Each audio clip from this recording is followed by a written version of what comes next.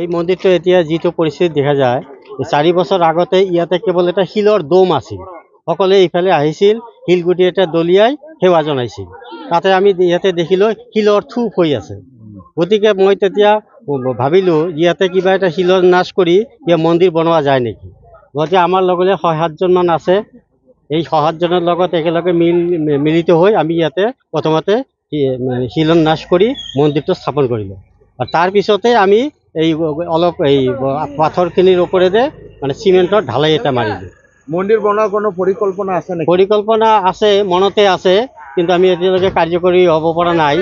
কাৰণ এইটো অলপ বাছে অলপ সৰুকৈ হ'লেও ছাদ পিটি মন্দিৰটো বনাম আৰু শিৱৰ মন্দিৰ। চৰকাৰৰ সহযোগিতা পালে আপোনালোকে নিশ্চয় কৰি মন্দিৰৰ লগতে আমি নাট মন্দিৰৰ লগতে বনাব পাৰিম।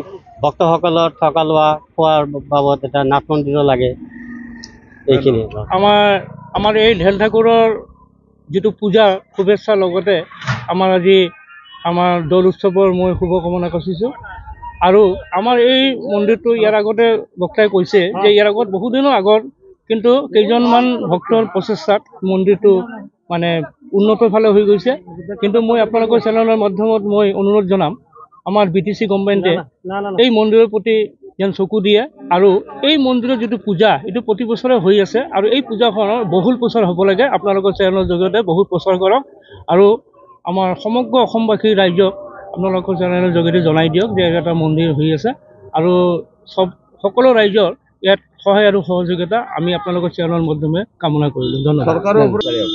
চৰকাৰৰ ওপৰত আমি অসম চৰকাৰৰ লগতে আমি BTC চৰকাৰক আমি ক'ব বিচাৰিছোঁ যে তেওঁলোকৰ দৃষ্টিগোচৰ হয় এই মন্দিৰৰ প্ৰতি। এইটো বহু পুৰণি মন্দিৰ। চৰকাৰে দৃষ্টিগোচৰ হোৱাৰ ফলতে আমি পুনৰ মন্দিৰ নিৰ্মাণৰ যদি আমাক সাহায্য কৰে তাৰ বাবে আমি আহ্বান জনাইছোঁ। দৌল পূৰ্ণিমা উপলক্ষে আমাৰ ঢেল ঠাকুৰ ইয়াত আছিল, পূৰ্বৰে পৰা আছে, কিন্তু পতিত হিচাপে আছিল। আৰু প্ৰত্যেকটো মানুহে ইফালেদি যাওঁতে প্ৰত্যেকেই শিলগুটি হওক যিকোনো বস্তু এটা দলিয়াইছিল। গতিকে এইটো মহামায়া মন্দিৰৰ সৃষ্টিৰ পৰা এইটো চলি আছে। যোৱা আমি 2021 ইফালেদি আহোঁ প্ৰাতঃ ভ্ৰমণ কৰাৰ কাৰণে তেতিয়া আমি বস্তুটো লক্ষ্য কৰি দেখিলোঁ যে ইয়াত এটা কিবা কৰা যায় নেকি। সেই উদ্দেশ্যে আমি 4-5জন মানুহে লগ লাগি প্ৰথমে 2021 চনত আমি ইয়াত ঢেল ঠাকুৰ পূজাটো প্ৰথম আৰম্ভ কৰিলোঁ। গতিকে এইবেলি আমাৰ 4ৰ্থম পূজা, আৰু এইটো আমি কৰি আছোঁ। আৰু এইটো মহামায়াৰ লগত এটা সম্পূৰ্ণ জড়িত হৈ আছে। আৰু আমি দেখা পালোঁ ইয়াতে মন্দিৰৰ সুব্যৱস্থা কোনো নাই। ইয়াৰ বিষয়ে আমাৰ MC MLA মুনমুন ব্ৰহ্ম বাইদেউ বা আমাৰ BTR চিফ ব্ৰহ্ম কিবা মেছেজ দিব বিচাৰে নেকি আপুনি?